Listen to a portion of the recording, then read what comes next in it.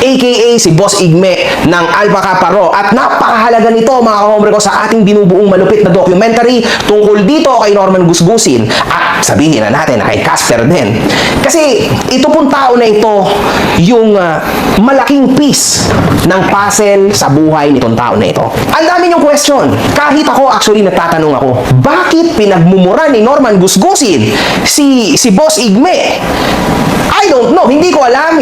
Nobody knows kung bakit ganon. Sasagutin po natin yan ngayon. At mga kahombre ko, tandaan nyo to Hindi kahit kailanman si Boss Igme nagpagitna between sa akin, doon sa mga mabubuting babae na in-interview natin noong isang araw. Ayan, si Makabaho, si Makagago, tapos may 4 na babae. At saka ang utak niyan, si Papay. Si Papay na Mongoloid, na si Jamie Solis na yung maraming galis. Papay, ako magsasabi sa'yo, ayusin mo buhay mo. Okay na, hindi kita bibiruin, okay? Wala pong kinalaman si Boss Igme doon. Hindi ko rin alam kung bakit niya idinamay si Boss Igme. I don't know. Pero tonight, maintindihan na natin lahat at malalaman na natin lahat ang totoong son. Boss Igme, maraming salamat at ako ay pinaunlakan mo. Sa pagkakataon na ito, mga kahombre ko, ako talaga ang kumonta kay Boss Igme. Hindi siya lumapit sa akin, ako yung lumapit sa kanya. Know this, okay? That's the difference. Kasi doon sa mga babae, ako yung kinontak nila. Pero si Boss Igme, ako ang kumontak sa kanya. Okay? So, yung mga tao yung kumontak sa kanya. Okay, Boss Igme, gaano mo na katagal kakilala ang tao na ito? Nakilala ko yan 2009. Tumira yan sa Barangay Teniente, Tiago. Okay. Doon na nagkakawang gawa. Pero hindi yan akro Okay. Kasi nung time na yan, dineclare niya na akro siya. Hindi ko na matandaan kung anong taon yung nag-away kami niyan. Pangalawang pag-aaway na namin ito Nung unang pag-aaway namin, pretending na akro siya. Alam natin lahat yun mga kahombre ko kasi ikinontent natin yan kasi merong sulat na nakapublish na matagal na panahon na. Si Boss Igme po ang chairman nung panahon na yon at siya yung pumirma doon. Tama? Tama. Ako yung pumirma nung time na yun kasama ang lahat ng mga naging chairman ng Alpha Kappa Raw ng GMA Council. Pinabubulaan namin lahat ng mga pinagsasabi niyan na siya ay membro ng Alpha Kappa Raw. Yun. Oo, sabihin na natin nakatulong ka sa akro. Walang problema doon. Ano-ano na itulong niya, boss? Ang sabi sa amin, wala Sa part ko, sa GMA Council, wala. Okay. Alam ko sa Santa Rosa, nagbagsak siya ng kabang-kabang bigas. Hindi natin alam kung saan galing yun. Kung bayad ba yun, Kasi alam ko yung mga sistema niya. Kaya yung galit na galit sa akin. In fact, nagulat din ako, boss, no?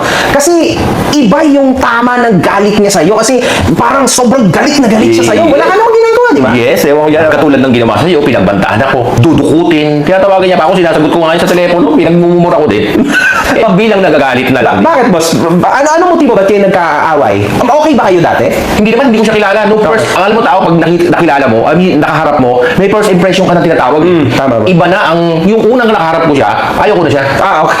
Ayaw ko na siya. Pag, yung, parang hayop ba? Pag yung isang pusa, yung isang aso nakaharap mo, lovely, cute, di ba? Kinukuha mo. May nararamdaman ka doon sa hayop. Pero itong taong to, nagmisto lang tao, hindi ko talaga siya gusto. Kikita ko pa lang. Merong kiliti na ginagawang hindi maganda itong taong to. Oh my God. Ayoko manira. Hindi, boss. Sige. No, you're just Nilalabas ko lang kung ano yung talagang first impression ko sa kanya. Okay, tama.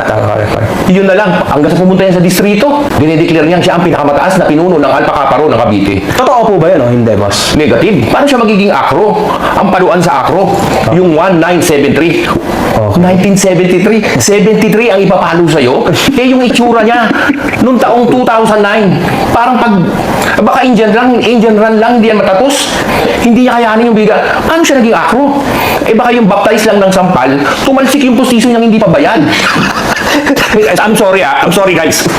Napapanood ko siya na ang kanyang ipin ay diamond. Yan po ang postisyon hindi niya pa binabayaran kay Dr. Magbanwa.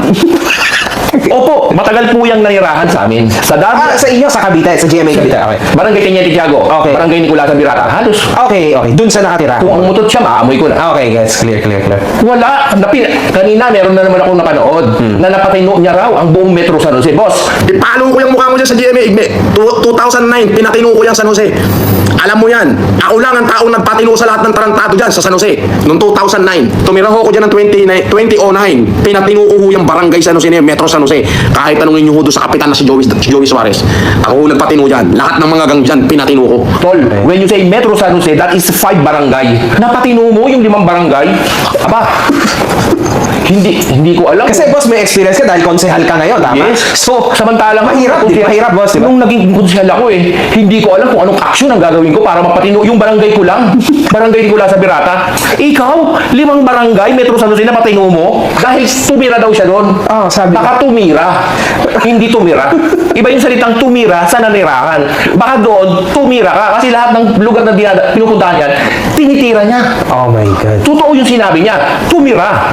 Tumira ka sa Metro San Jose. Oh my God. Ang lalim. Kaya galit na galit sa akin yan. Nagkagalit kami niyan nung pandemya. Simula nung inangkin niyang akro siya. Okay. Kaya tinatanong ko, may nagpatunay na akro siya sa Santa Rosa. Kasi binigyan niya ng bigas eh. Ako kilala ako ng mga taga-barangay Nicola sa Birata. Sa lahat ng mga nanonood ng barangay Nicola sa Birata. Sa pamumuno ni Kapitan Joey Suarez. Kilala niyo si Kunsyal Jimmy Solis kung paano manungkulan sa ating barangay. Kaya yung Norman Mangusi na yan, na nagpapakilalang Marcos, yun na lang eh. May mali. Hindi ka ba nahihiya sa mga pinagagawa mo, di ba?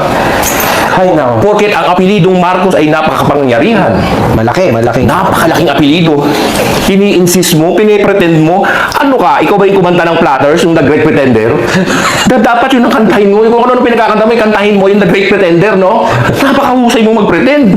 Normal ba ba sa isang tao yung picture niya, hawakan niya, magsasign of the cross?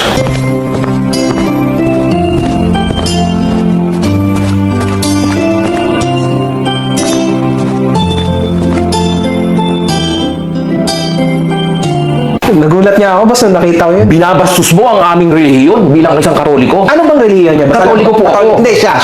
Baka Padakman Okma. Ano yun?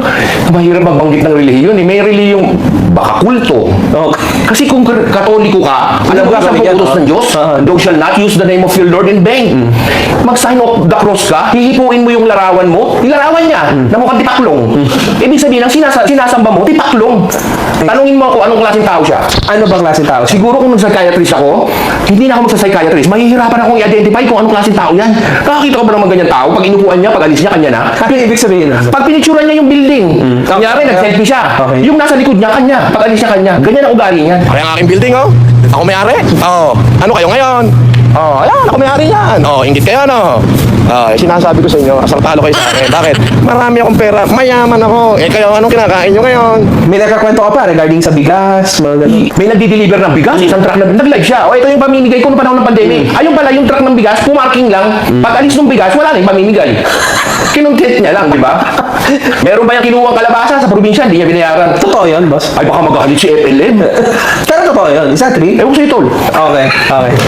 I mean, ano ginawa niya sa kalabasa? Wala akong idea. Namigay siya ng kalabasa, totoo yan. Oh, okay, namigay siya ng Ang kalabasa. tanong kung binayaran niya. Mga ilang Nagkakawang gawa nga eh. In style ni Robin Hood, nakakawag ba si Robin Hood?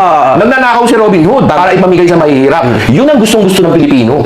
Okay. Pag gumawa ka ng isang kabutihan na pamimigay ng pagkain, lalong-lalo na pagdating sa pagkain, mamahalin ka ng Pilipino. Tama. Kahit ninakaw mo pa yan o hindi, I love you, thank you sa mga bigas, kalabasa. Kaso hindi nila alam kung saan galing. Kaso, paano yung taong namuhunan?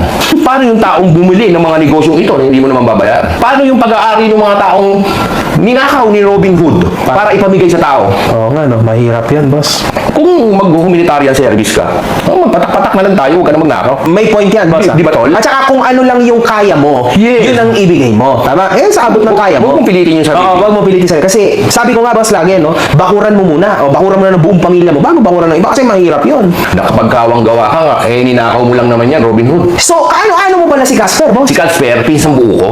Okay. Ang nanay niya at saka nanay ko magkapatid. Oh. Si Casper, kusinero ko sa Brothers. Sa negosyo mo? Sa boss? negosyo ko. Okay. Kusinero ko siya. Ayan po mga kababayan, ang mga birada ni Igme dito kay Norman Gosgosin. Ang ngipin hindi pa bayad, di ba? Sobrang yabang, kung ano-ano pa mga kababayan.